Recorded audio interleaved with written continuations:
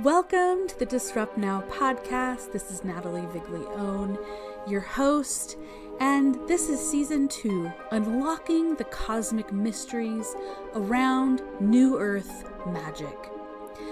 My desire is to bring conversations that serve as cosmic medicine for all of the sacred souls that seek the revealing of the magic and mystery of the organic celestial energies.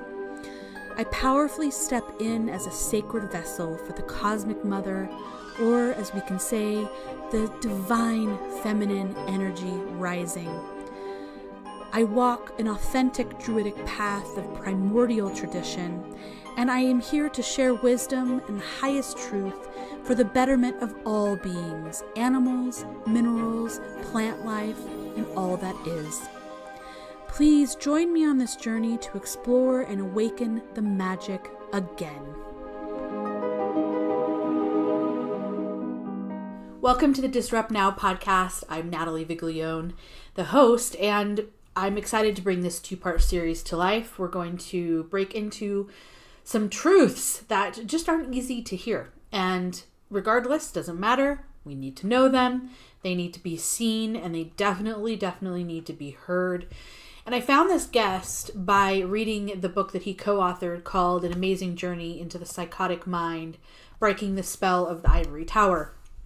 Now, his journey made a deep impression on me because I knew that he went into the most difficult places to extract true, actual research and data and to confront energies in a way that I've never actually deep dived into before, from a place of pure intention, knowing that he could help people and assist people in powerful, beautiful ways.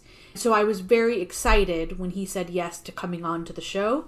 We had a brilliant over 2-hour conversation on a Saturday evening, and so we're going to break this up into 2 episodes because it will be easier to digest in that format. I knew that I must share his work after I read the book because truly this is disrupting the status quo. And this status quo that I'm always talking about, that ever since I launched Disrupt Now, for which was 2018 is when it came to full life, in at least from a podcast standpoint, is a status quo that does not benefit humanity or any living creation element nor this earth. And this status quo is what we're breaking down, and we are building anew. And for this guest, who I will announce in a moment, it's the status quo around mental health and the so-called industry of psychology, psychiatry, psychotherapy. So he brought real truth and proof also of what lower astral parasite energies are. There's a lot of names for these energies. There's archons. This was actually used in ancient texts like the Nag Hammadi. Some, of course, say demons, but these words to me don't capture a more true essence because it's the word parasites that really works in my knowing. And these energies are the lowest of low frequencies. They're literal and absolute parasites, and their food, in quotation marks, is loosh, which you've probably heard. Loosh is basically the consuming of human negative emotions that ooze from humans, many, and all of us throughout our existence, right? But really what this is doing is latching on to a human's energy, bringing it down. So it's also a decrease in vitality. So it's the lowest of low that equates to emotions that all stem from fear. This is jealousy, hatred, greed, consuming, that materialism, apathy, etc. The status quo of this world got us to a place where there is just so much unnecessary suffering going on. It's completely out of balance, as most of us well know, and it has been for a long time. thousands and thousands and thousands of years. But now it's time that humanity climbs out of that deep, deep hole, back into the divine placement, back into divinity, and that's really what this realm was always meant to reflect. So in this first episode, we dive into some details like this one. For example, did you know that we've got more psychiatrists, psychologists, you could say psychotherapists, there's that whole industry. There's more and more of that, plus more and more of psychiatric medications on the planet, more than ever in history of this realm. Yet guess what? Weird. People are getting mentally ill like faster and faster, but more so staying ill longer than ever before. How is that, you ask? We could ask this question, how?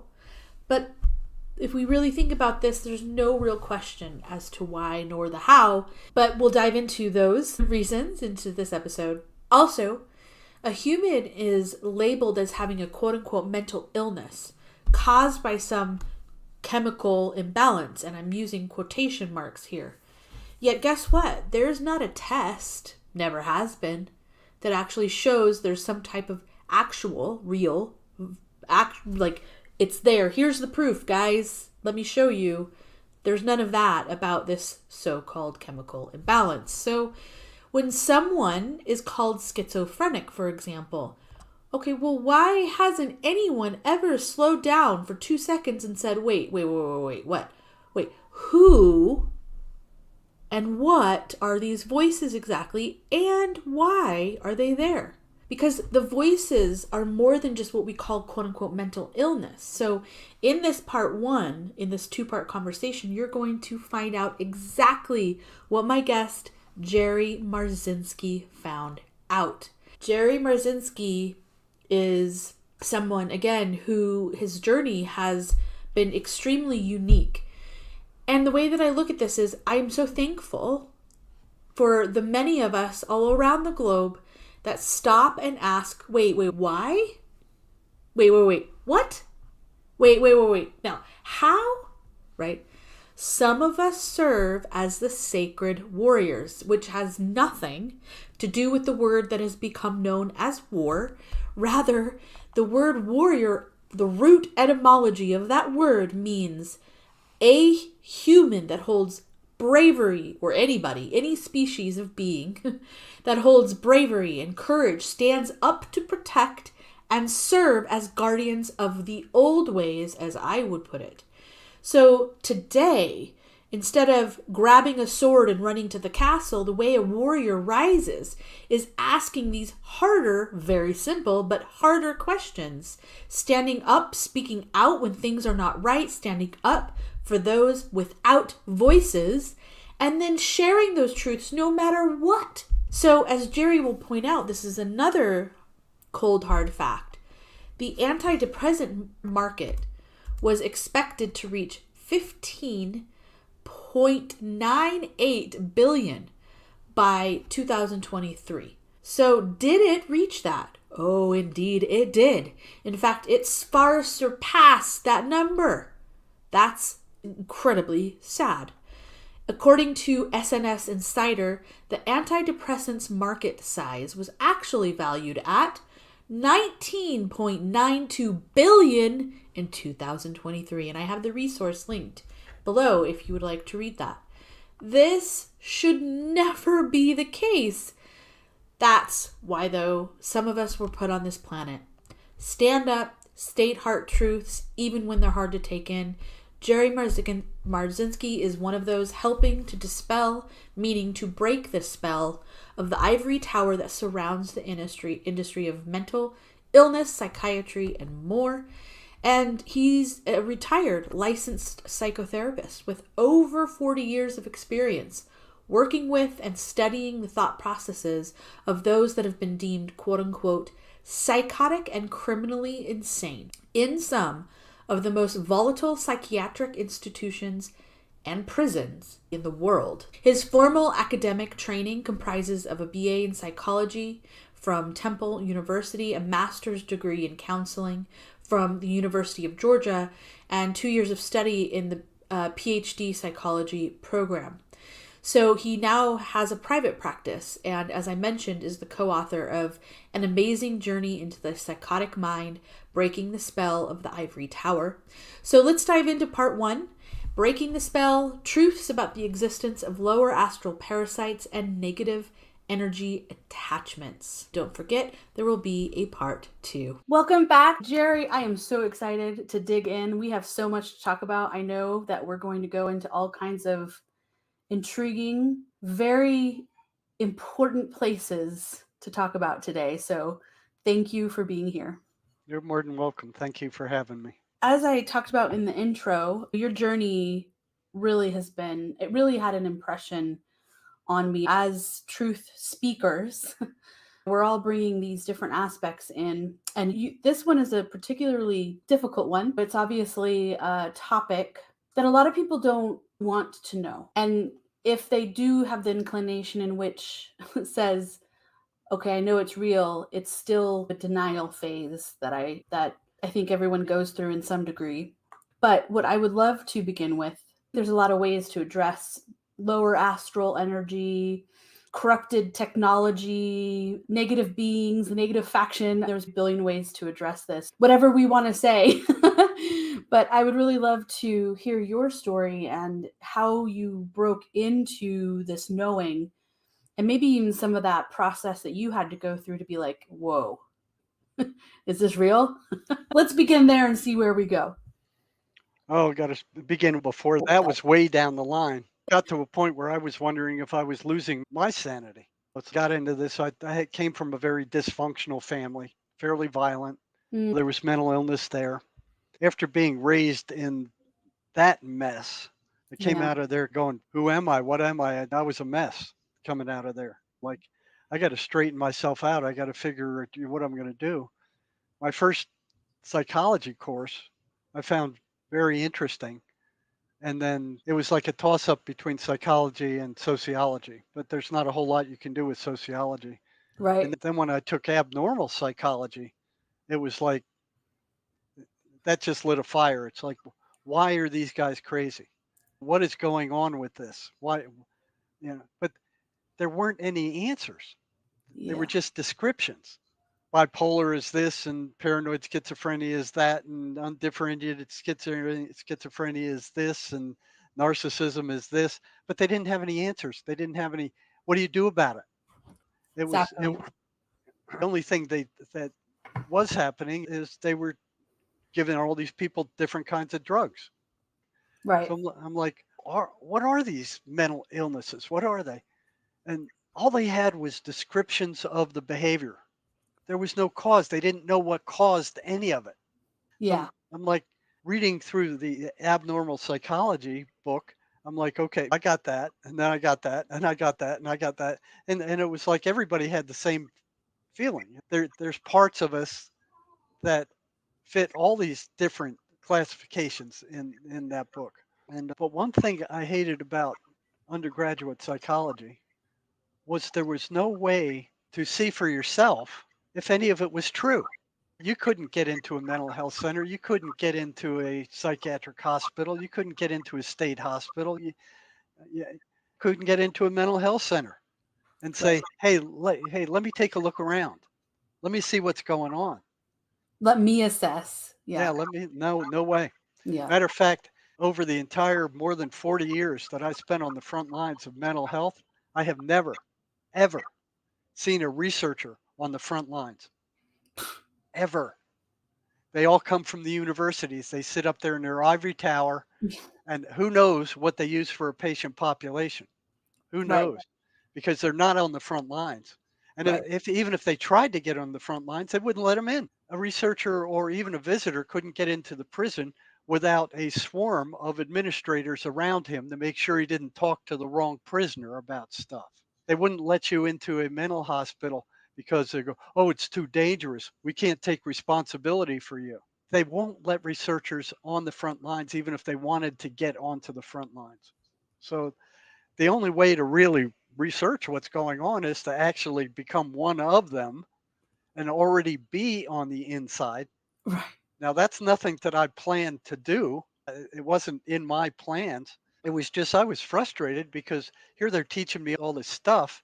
And the only class that I could say that I could go into a lab and see for myself what was actually going on was experimental psychology, where you could go into a rat lab and you could see these schedules. You could see the behavior change. You could see them react the way they were predicted to react. But the rest of it is just stuff.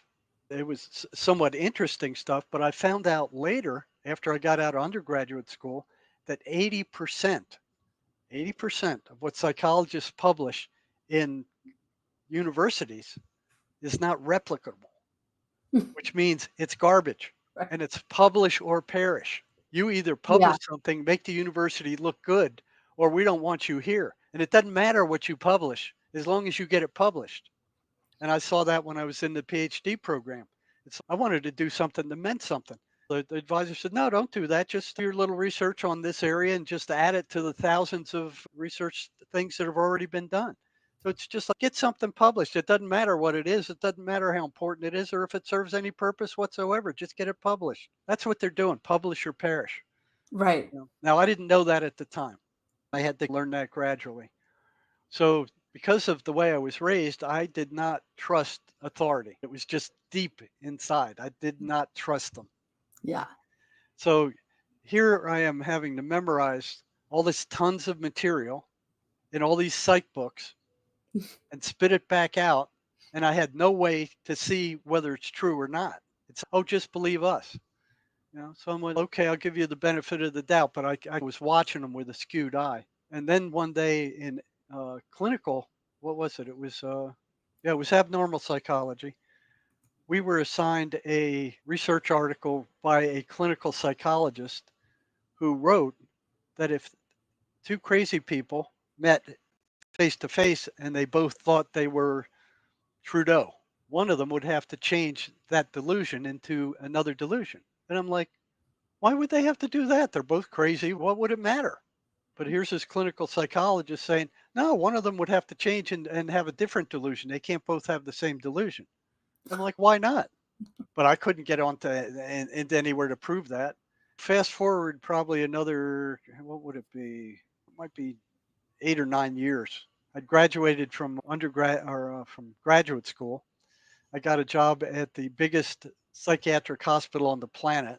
There were like 10,000 patients there, Central Georgia, Milledgeville State Hospital. And I was doing rounds on the second floor. And I saw a new guy, a new prisoner, and he was talking to himself.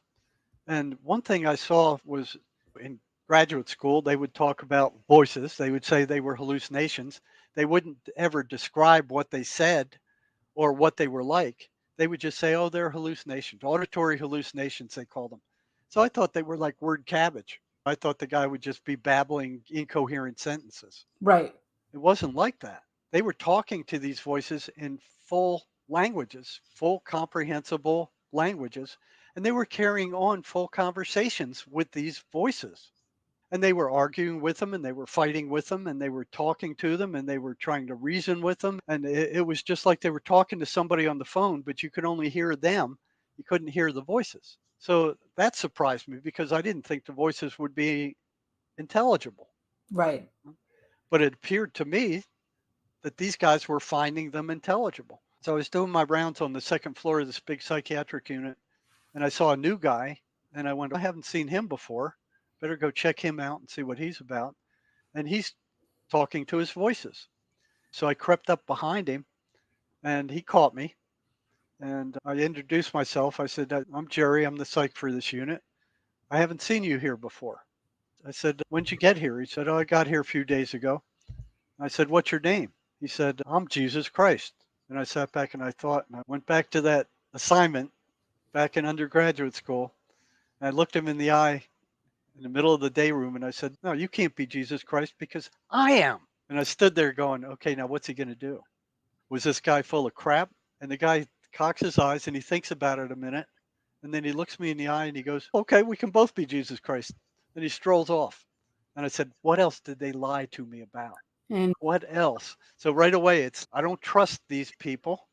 yeah. So I was always on the lookout. So when I got to work at the state hospital, one thing I noticed is that nobody was interested in what these voices were telling these schizophrenic patients. There were tons of them there. I noticed that if they were listening to these voices, they got in more trouble. They were more agitated. They were more likely to get into fights. They were more likely to cause a commotion. They were more likely to get in trouble in their classes than if they weren't listening to those voices or if those voices were weaker. I'm like, okay, there's a correlation between how much trouble they're getting into and how much time they're spending listening to these voices or how strong these voices are. And I'd ask the nurses, I'd ask the attendants, the psychiatrists, what are these voices? And all of them would just say, they're just hallucinations. What are they saying? Oh, we don't know. And they didn't want to know. They didn't care. They weren't the least bit interested. Here's this whole hospital with hundreds and hundreds of staff, and none of them are interested in what these voices are telling these people. Like, it was hard to believe. 10,000 patients. Yeah. Yeah. It was the size of a small city. It's crazy. It was like 3,000 acres. That's literally more people than where we live Yeah. in There the was town. these big brick buildings, the towering brick buildings with Yeah. floor after floor full of psychiatric patients. Wow. It was the main dumping ground for the state of Georgia. Where was I? Jesus Christ. Oh, Jesus Christ. Okay, so it went from there that I'm watching, and here they are all believing that the voices are hallucinations, and they're caused by a chemical imbalance of the brain, which is what they're teaching in the graduate schools. That's what they're teaching in the psych books. It's a chemical imbalance that causes mental illness. But one thing I saw after being there years, I never, ever once saw a psychiatrist give any kind of test, no blood work, no lab work, no EEG, no EKG, no valid objective test to measure how far the brain was out of balance or by how much. Which neurotransmitters were out of balance or by how much? So I think there's something like 23 neurotransmitters in the brain. Which ones are out of balance? So if you're saying they're out of balance and your meds balance them, you need to at least know which ones are out of balance and by how much to treat it. I never saw them give a lab test to determine which neurotransmitters were out of balance or by how much ever. So I asked them one day, I said, how do you know what's out of balance if you're not given any kind of test? He goes, oh, we don't mess with that. The drug companies do that. They take care of that stuff and they just tell us which drugs to give. And I'm like, what? It's like letting the fox in the hen house. It's like unfreaking believable. I later found out that they have no idea what the chemical balance of the neurotransmitters in the brain actually is or what it should be. It's a lie. It's Let a alone total what they friggin' do lie. on, the truth of what they do. Right. Yeah. It was made up by Eli Lilly when they came out with Prozac, a drug company. They needed some explanation as to why their drugs worked. So they made one up. Oh, it's a chemical imbalance in the brain.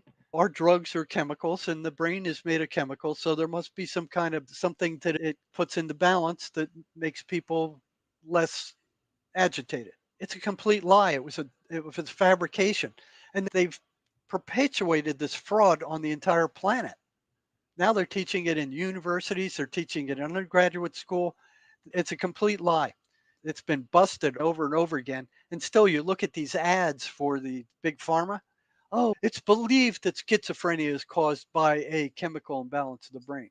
They started off blaming mothers. Oh, the mothers did something to the kids that give them schizophrenia. And the mothers went, we didn't do anything. I got a cold. So they went from that.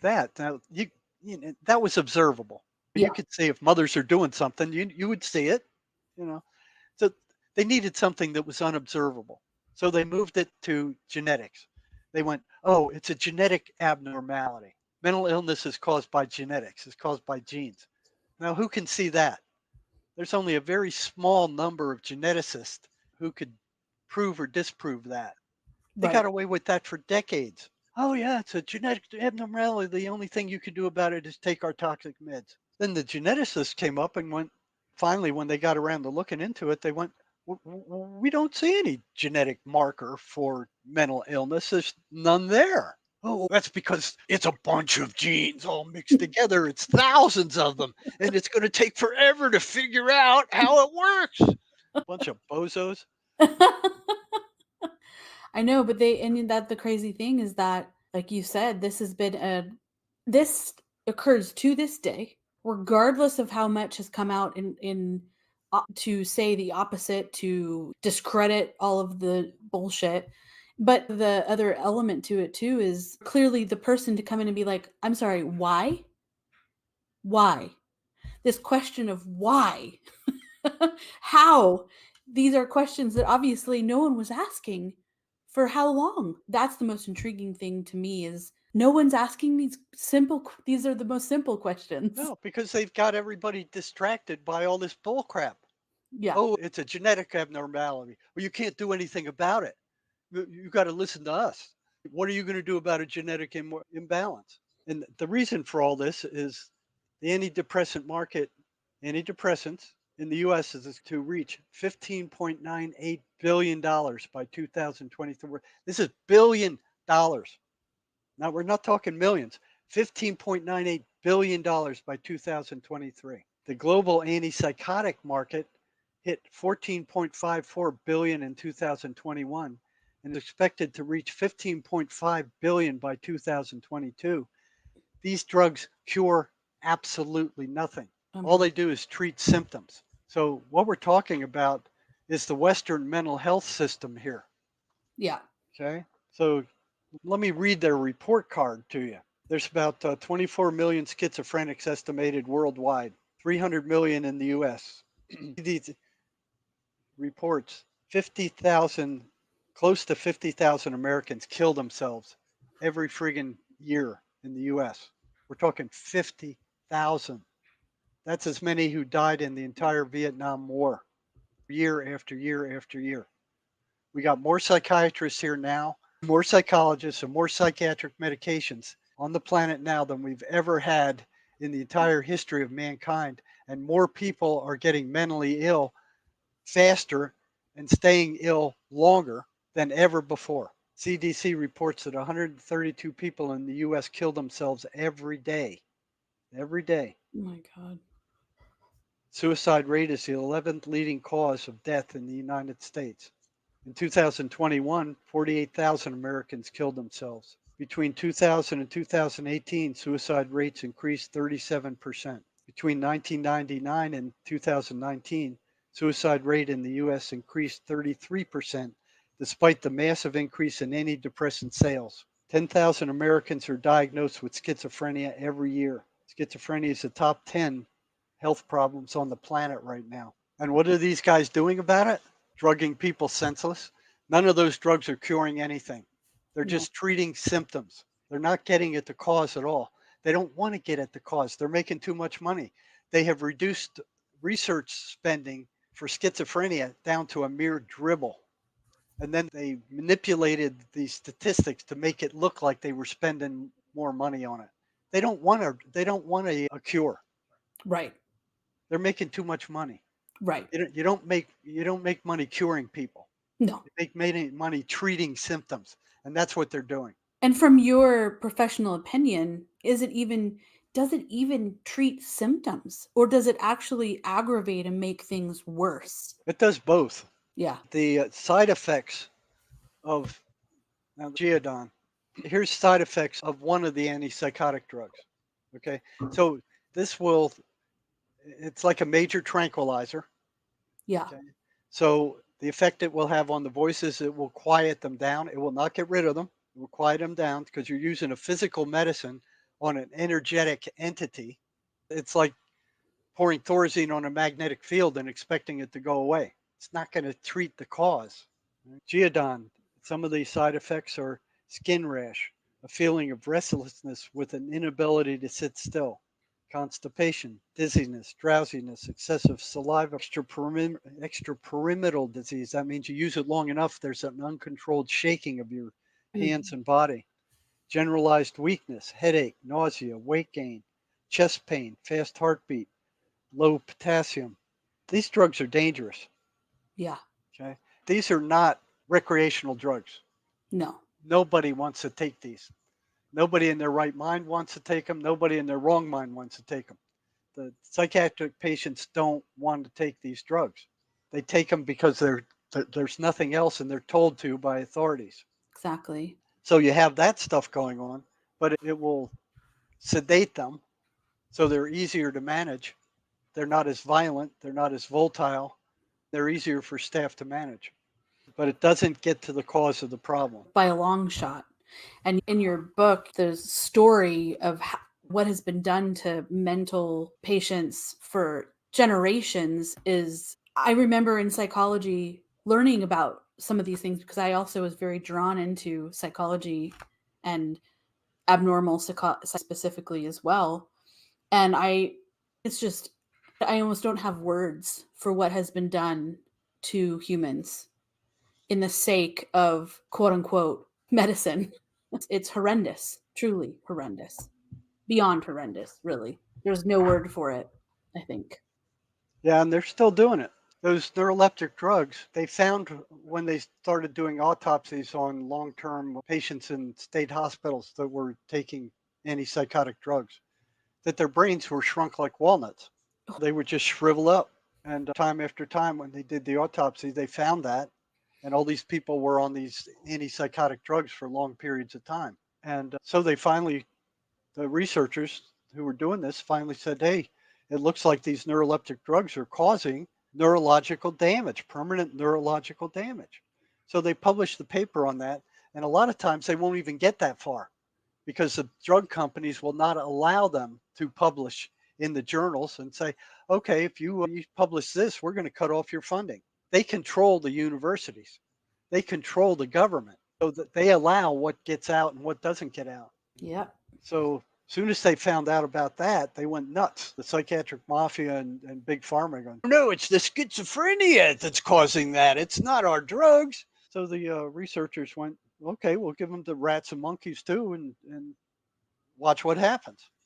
Their brain shrunk too. So these drugs are actually doing permanent neurological damage to these patients when they're being used for long periods of time. And a lot of psychiatrists are saying schizophrenia is a lifetime sentence. You have no choice but to take these for the rest of your life. They're destroying their peripheral nervous system, they're destroying their central nervous system.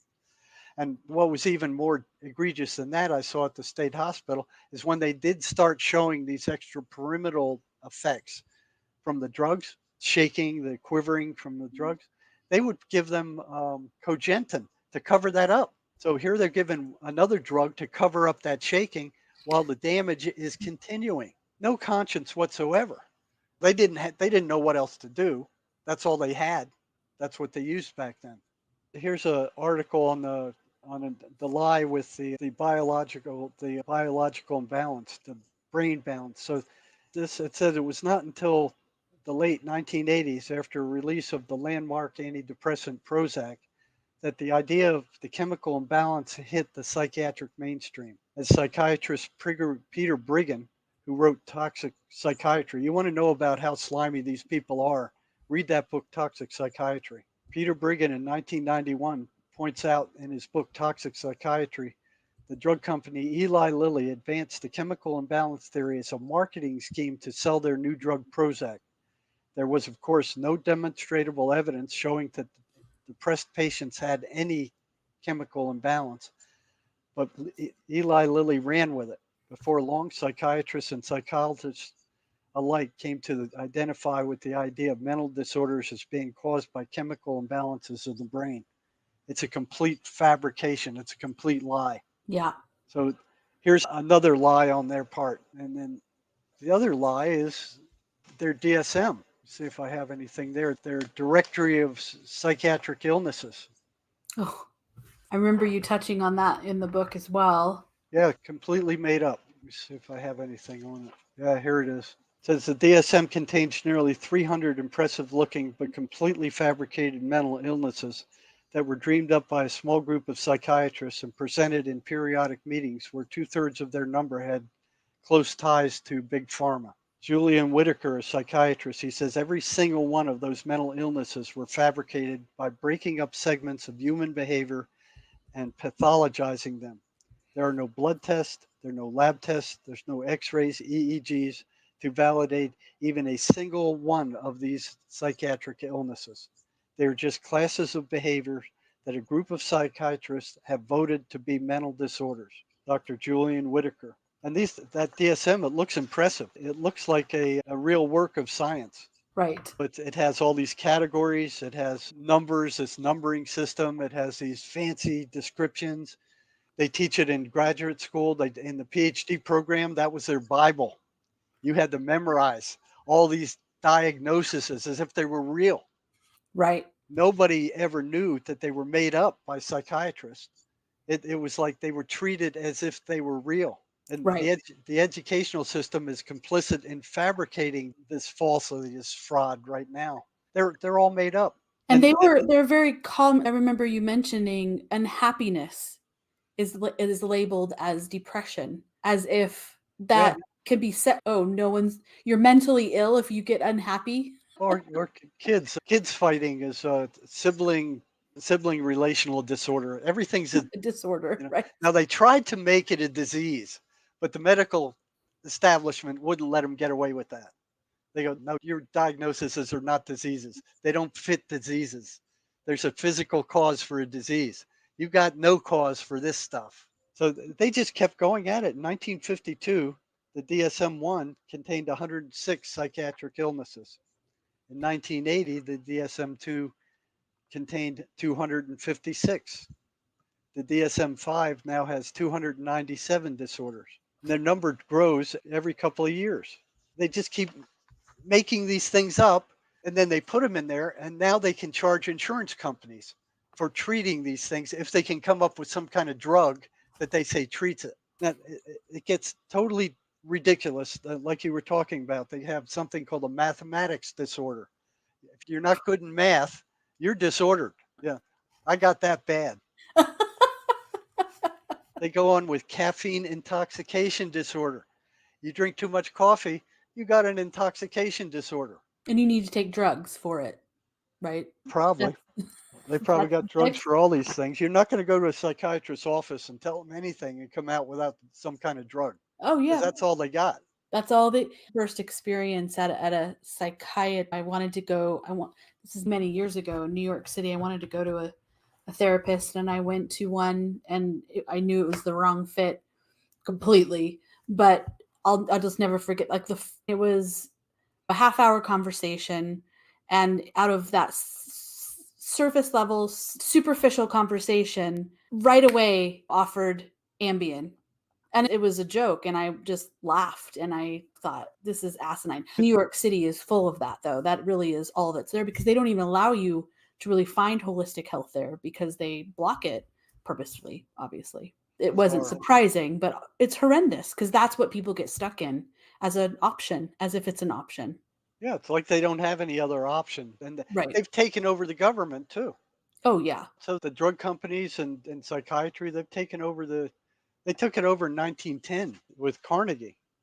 Yes. I'll talk about that in a minute, but let's go through another couple of these crazy disorders.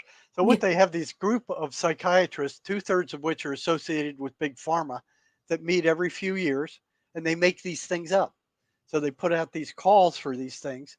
And, anybody got some new mental illnesses do you want to talk about? And they come in, and they said it worked like a tobacco barn, where they vote these things in and they vote them out. The guy comes in, he goes, "Oh yeah, I got a new mental illness. It's this, and and this is what it looks like." And then they go, "Can we make a drug to sell to treat this thing?" And if they can't, they probably toss it out. So they vote them in, they vote them out. Some of these are totally ridiculous. You have kids fighting or sibling relational disorder. The DSM-2, they called homosexuality sexual orientation disturbance. They got something called the Florence syndrome, which is one of their diagnoses that's being overwhelmed by beauty, such as in Florence, Italy. The symptoms are fainting and dizziness, and the treatment suggested is antidepressant medication. Paris syndrome, mostly experienced by Japanese patients visiting France. Symptoms include depression, anxiety, and feelings of persecution. They would have called that in my day, they would have called that culture shock. No, now it's a disorder. You can put 10 of these jokers in the same room together and give them a semi complex diagnosis, and they'll come up with a different diagnosis. It's nuts. It's nuts what they're doing.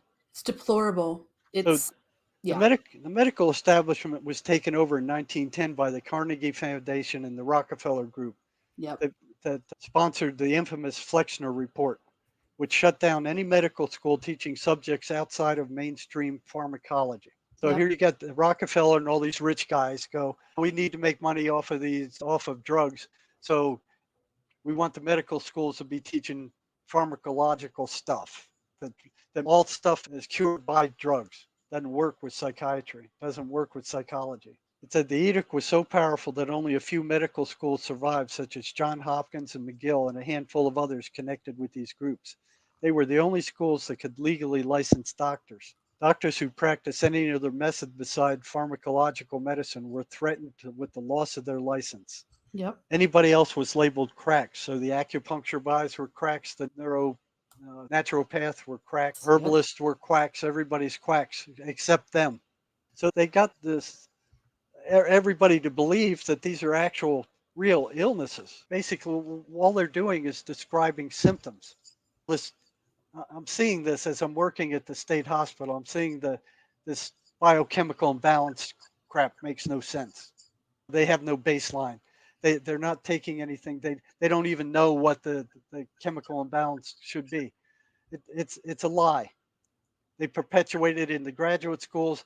All these people that are working there have bought into it. The entire staff, hundreds of them, believed that this was a biochemical imbalance and that mental illness was caused by a biochemical imbalance because this is what they were told in graduate school.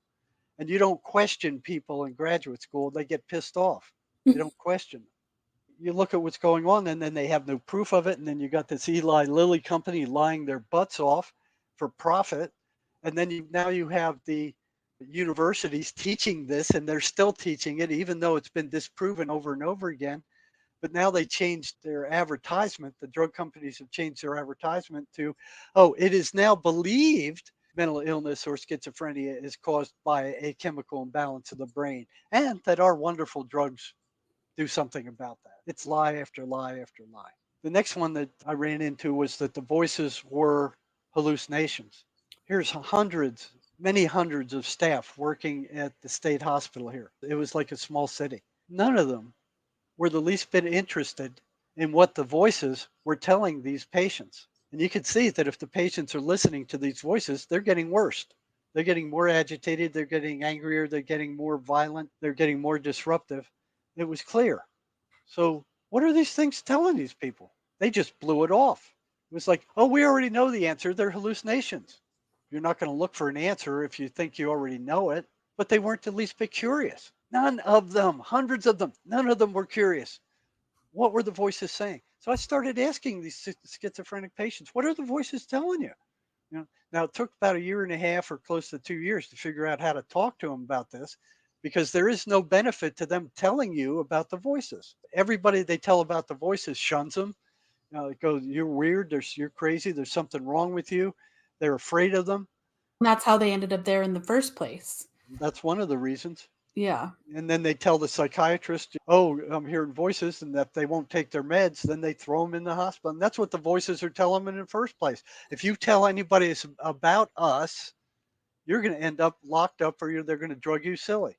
And it's actually happening. So what the voices are telling them is actually happening. Yeah. One of the first things I found by asking patients, what are the voices telling you, was that they were totally negative. They were abusive. They were derogatory. They were destructive. They never said anything positive. It was always negative. And it was like, I was thinking, I've seen people who were hallucinating. There was no pattern to it. They're all over the place.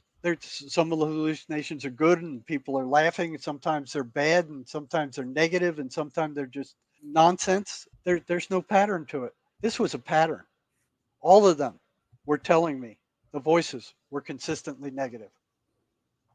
If they were telling them something positive, it was only to turn around and get them later. So I'm like, What would hold these voices to that pattern? Why weren't they random, like hallucinations? Why weren't they all over the place?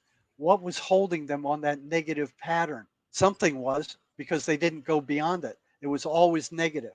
So that got my curiosity up. And then I got caught.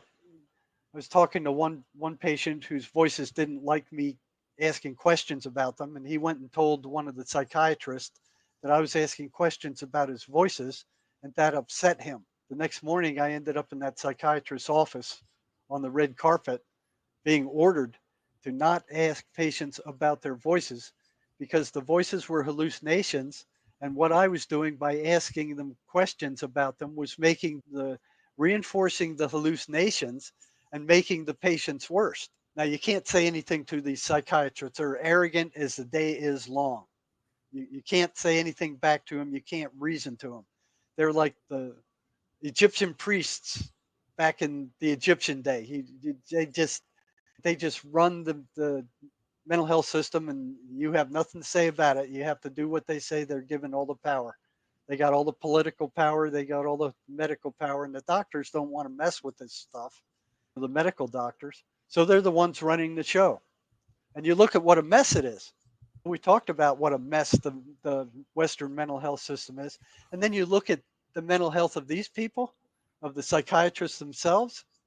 You look up their suicide rate. Schizophrenics have a suicide rate of 3 to 5 times that of the normal population. They kill themselves at a very high rate. The suicide rate for psychiatrists is almost identical. Wow. And these are the people running the Western mental health system right now.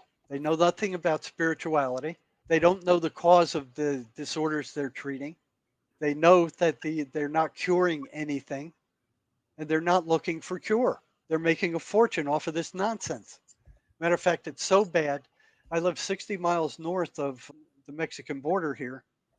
It costs about $800 to $1,000 to keep a schizophrenic level on medications in the U.S. bought through a pharmacy in the U.S. You got to pay what, $200 to go see a psychiatrist, and you get a prescription, and now you got to take the prescription to the pharmacist, and then you got to pay the pharmacist, and then you got to get the drugs. It's coming out to a bill of close to $1,000 a month. You go into Mexico, you can get these same drugs made by the same companies in a lot of cases for $75 over the counter. They're not abusable drugs. Nobody wants to take them. They have awful side effects. You don't get high on them, but yet the psychiatrists are like grabbing onto them like this. They don't want to let go. They don't even want general practitioners prescribing psychiatric drugs. They give them a hard time about it. We're the experts. We're the ones who deal with these drugs. We know these drugs. They're not curing anything with those drugs. No. I already told you how dangerous they were. And this is the truth of this stems throughout the entire medical complex in general. It's interesting as you're talking, I just keep thinking about the complete fraud that Louis Pasteur was, and all these paid for quote unquote scientists or doctors to come up with the narrative and the agenda and to continue the agenda and the narrative to keep the big pharma machine Yep. in control. And boy, they've pulled the wool over the eyes of all of us. And again, here's some more statistics with regard to psychiatrists. The Journal of American Medical Association said that the suicide rate for psychiatrists is 5.9 times that of the general population. 5.9 times higher. The Journal of Clinical Psychiatry in August 1980 did a 5-year study of 18,730 consecutive physician deaths by suicide and found that psychiatrists regularly suicided at a rate year by year more than twice that expected. And these differences were clinically significant. They have a suicide rate 3 to 5 times higher than most other doctors. And they're assaulted at a rate higher than any other doctors. These are the people running the mental health system under Right. the thumb of Big Pharma. The biological imbalance crap was a scam. It wasn't that. So what was causing mental illness? And once I found out that was a scam, then I'm like, okay, if it's not a biochemical imbalance, then what is it? So I started asking questions about these voices, but I had to be very careful because at the state hospital, You don't do anything. There's an unwritten rule because psychiatrists were getting beat up at a horrendous rate by schizophrenic patients. And the reason for that was that the voices didn't like those drugs because those drugs calmed down the patient. They didn't want the patient calm. They wanted him ravenous and crazy so they could get their loosh from him. They Yeah. wanted that negative emotional energy. They didn't want no psychiatrists drugging them up. So they were peaceful. So the psychiatrist was actually interfering with their feeding. So they would tell these patients that the psychiatrist was poisoning them. And then if you look at the side effects of now these this I already read you the ones for Geodone. Now the ones for antidepressant drugs, nausea, weight gain, trouble sleeping, dry mouth, blurred vision, dizziness, anxiety, headache, diarrhea or constipation, sexual problems, fatigue, tremors, increased swelling, lower alcohol tolerance, bleeding, low sodium levels, vomiting, restlessness, muscle seizures. That's for antidepressants. So the antipsychotics are even worse. So what the voices would say, your psychiatrist is poisoning you. Look at these side effects. These are toxic side effects. You're being poisoned. And they And they believed weren't them. wrong on that note. And they weren't wrong on that note. When they went to see the psychiatrist, the voices would tell them, he's killing you. He's forcing you to take these medications. He's killing you. Beat the crap out of him. Their assault rate for psychiatrists is very high, higher than almost any other doctor. I have it here somewhere, but just take my word for it. It's very high. And they were always getting beat up at the hospital where I was. And I'm like, that doesn't make any sense. What's going on with that? They're only spending 15, 20 minutes a month with these people. What are they saying to these schizophrenics that's causing them to attack them in 15 minutes? It didn't make any sense. 15 minutes a month. 15, 20 minutes a month. That in and of itself says so much. And the question basically was how are your drugs working? Do you need them changed? You need them increased, up or down? You need to change them. Are they working? It's all about the drugs, nothing about the person. After two times of getting in trouble for asking schizophrenics about what their voices are saying, I had to really slow down and fly underneath the radar. Underneath the evil ivory tower eye. Yeah, learned that these things ran patterns there. The second pattern, I learned there were four major patterns that I learned about while I was at the state hospital. The second one is these voices are anti religious. They did not like preachers. They did not like the patients going to church. They did not like them reading the Bible. They did not like them praying. And this was consistent. And I'm like, notice that when the preacher gave a ice cream social at the rehab center where I worked, none of the schizophrenics went. They stayed on the dingy ward and would read monster books or murder mysteries or watch war movies or negative stuff. It was all negative stuff. And I'd ask them what after I noticed that the first time, and then the second time I noticed it again. It was only the schizophrenics that were staying behind. And I would ask them, why are you staying on the dingy ward when you got ice cream and cake downstairs and dancing and music? Why are oh, I don't like preachers. There is no God. I prayed and that didn't work. They were completely anti-religious.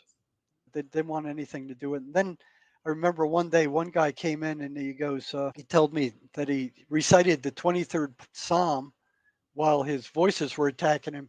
And he said they reacted like worms thrown onto a hot frying pan. Yeah. So I started passing out the 23rd Psalm and asking the patients how the voices reacted to them. In all cases, the voices hated it. So then I started asking patients about going to church. What happened when they went to church? And I did a survey. I found that if the voices were very weak, they went to church, the voices shut up.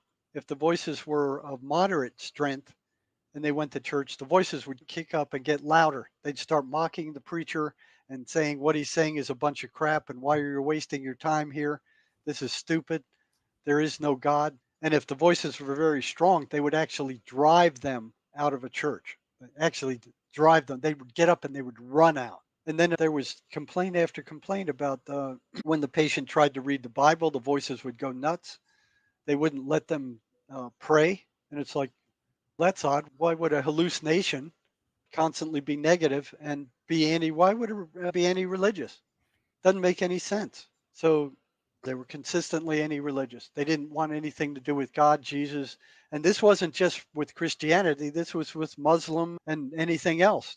Any positive spiritual practice. They didn't want anything any of the person to do anything with. So, and the next one that came up was they would actually tell the patients bad things to make them upset, and then their energy would disappear. So I started asking them, I did a survey. It was like, how much energy do you have before the voices came?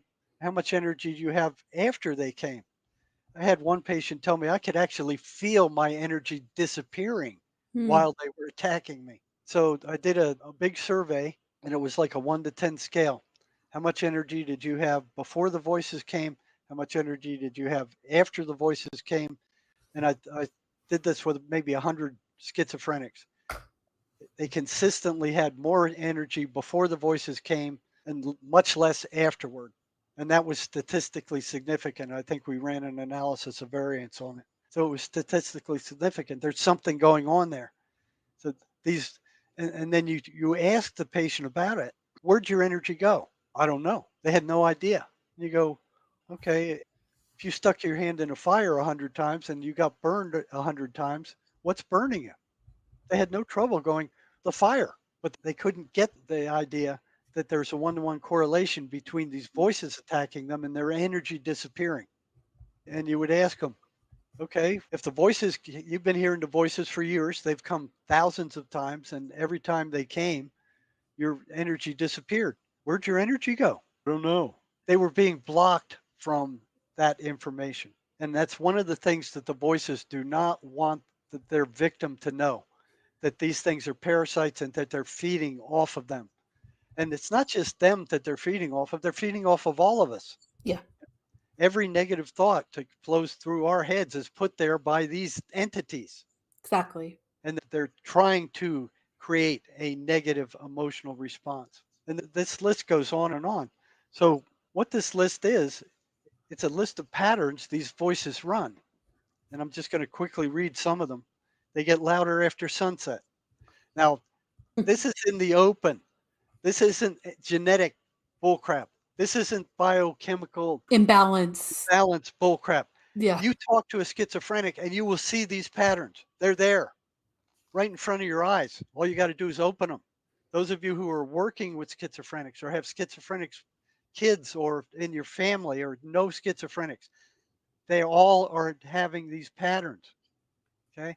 If they're running patterns, if the voices are running patterns, they can't be hallucinations. So psychiatry and big pharma and the universities have their heads where the sun don't shine. They haven't done a single research on any of these things. They don't even ask any questions about.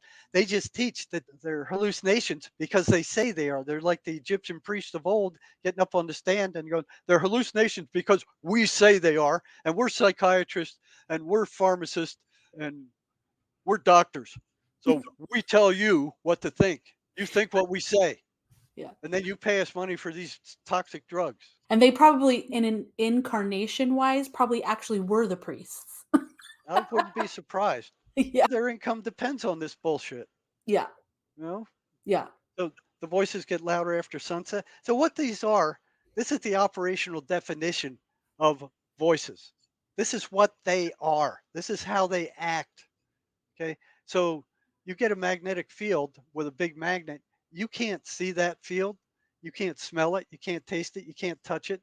For all practical purposes, it's not there. Okay. You get a bottle of iron filings and you put it on that magnetic field. Now you can see that magnetic field. Now it shows up. This is the magnetic field for schizophrenia, for paranoid schizophrenia. This is what's showing up. You can see it with your own eyes if you can get close enough to a schizophrenic to see it. These patterns are there. They're running patterns, they're not hallucinations. So the voices get louder after sunset. Ask the schizophrenic about it. If you're working with them, if you have one in your family, ask them if these are true. This is how the voices run. This is their operational definition. They get louder when ignored. They will not be ignored. They foster self destructive behavior. They tell the person to cut himself, to kill himself, to hurt other people, to do stuff to screw themselves over. They're self destructive. They foster isolation. They want the person away from everybody. They don't want them to have any friends. They don't want them to have any family. They want them in their bedroom listening to the voices all the time. That's the worst thing you could let happen to a schizophrenic. is to let them isolate. They demand the attention of their victims. They will not shut up. They maneuver for increased control over the victim.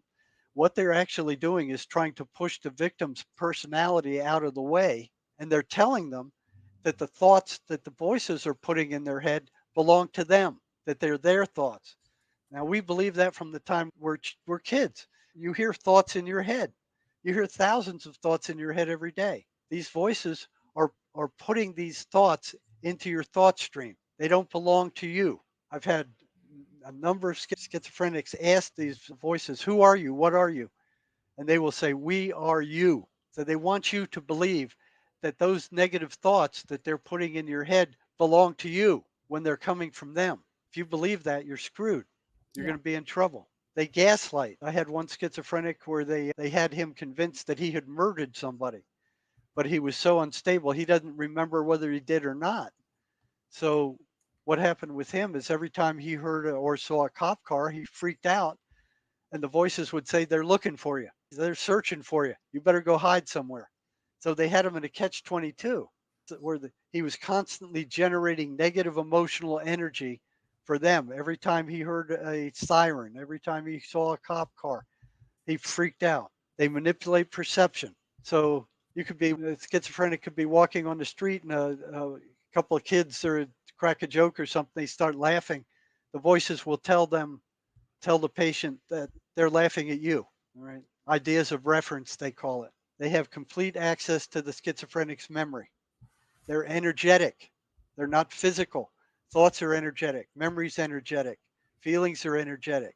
They can go in there, they can pull up every rotten thing you did and throw it in your face until they make you pissed off or paranoid or feeling rotten. They demand that the victim not tell anybody about their presence. They want the schizophrenic to keep completely silent, and they will sometimes punish the person if they do start talking about them. They're consummate liars. They lie about everything. You can't trust anything they say. They constantly steer the victim toward away from joy or anything that might generate joy. They can manipulate feeling without speaking. They can just get in there and all of a sudden you just start feeling rotten for no reason. That's them. They can short circuit reason.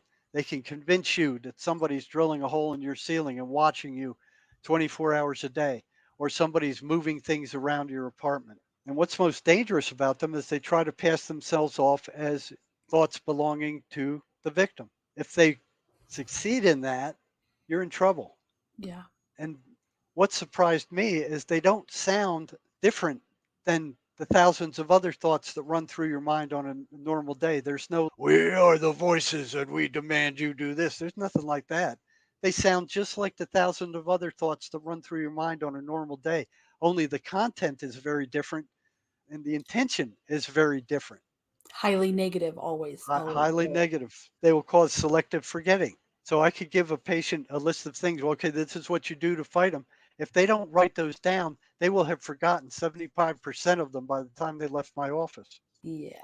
They want to destroy any vestige of positive self-concept in a person. They will just keep on them.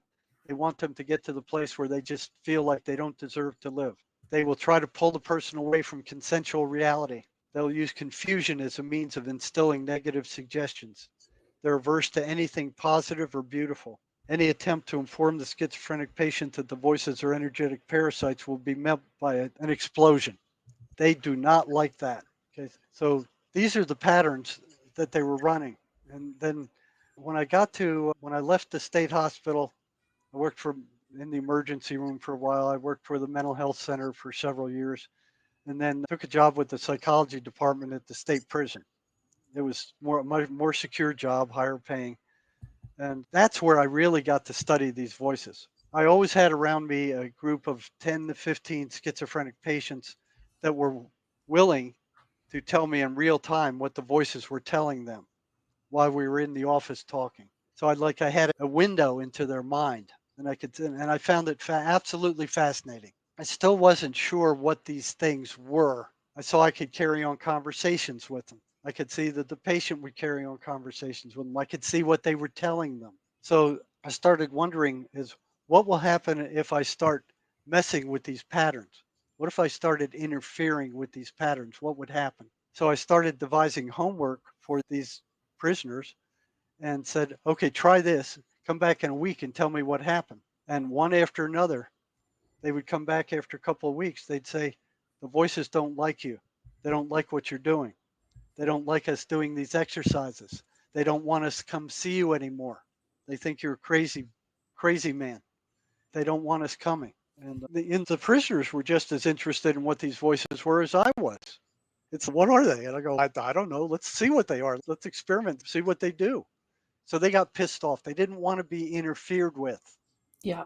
And then the more things that I found that would interfere with these patterns, the angrier they got. So one day, one of the prisoners I've been working with for months, he stops after our session. He stopped in the doorway, turns around, looks at me, and he goes, "You know what you're doing is dangerous, don't you?" And then he just looked at me and he turned around and left. And I'm like, "What was that all about?" It's like I just sat there. I didn't say anything. I just looked at him and he turned around and walked away. And I'm like, "Okay, what was that? What's going on there?" And I just filed it in the back of my head. But I'm thinking the voices are in their heads. They can't come out of their heads. They can't come out and get me. You know, little did I know. You know.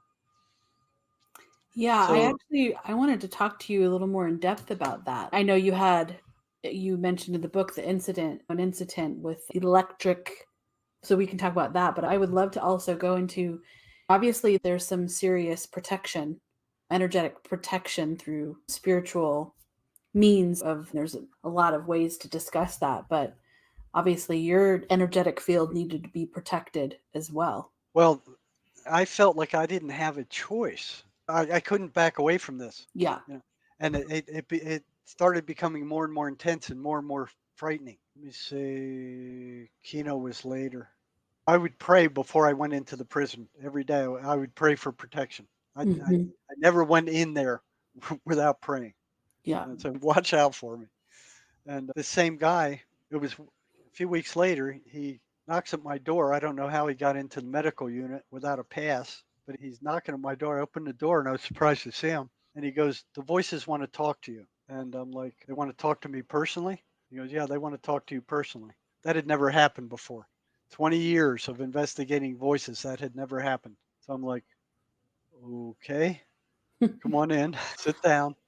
And I closed the door and I said, "What do they got to say?" And these words came out of his mouth: "You have no right to interfere with our way of life." And the prisoner said, "Those weren't my words. But they came from the voices. I didn't say that, honest to God. That was them." And I went to tell him, I said, "Tell them." And I just got those words out of my mouth. And he said, "I don't have to tell them anything. They can see you, they can hear you." And I'm like, ooh. Yeah, this shit just got real. Yeah, this just got real, Yeah, you yeah, know, and that took me back. My head exploded. It was like that was my denial system was already in shambles, but I didn't want to believe that these things were separate entities. I just didn't want to believe it. I'm going, it must be some psychological something in their subconscious or something like that. But the more evidence kept piling up and piling up. I think anybody else would have come to the conclusion that they were entities long before I did. It took that to blow my mind, and my denial system completely collapsed. It just collapsed, and I went into a shock. It was like they are real. They yeah, are entities. They are negative entities, demonic, evil spirits. yeah. And I sat there staring out the window. I just canceled all my clients for that day. I think I probably didn't go into work the next day. I was so shocked. So don't forget to catch part 2 with Jerry Marzinsky. I know this one was left in a bit of a cliffhanger. In the next part of the series, you'll hear what happened next when Jerry returned to work, and then when he actually became more confronting to the voices that were attached to many unfortunate souls that he was working with in this prison. So you won't want to miss it. Thank you for listening to the Disrupt Now podcast. Please leave us a review. Also, if you want to get these episodes to your inbox, go to disruptnowpodcast.com and you can drop your email in. You can also see all of the episodes since day 1. If you'd like to connect, we have a couple of different ways. You can join us on Telegram. The group is called Awakening Magick. Or if you want to drop a line, email us at info@natalieviglione.com. Thank you for being here on this journey to awaken the magic again.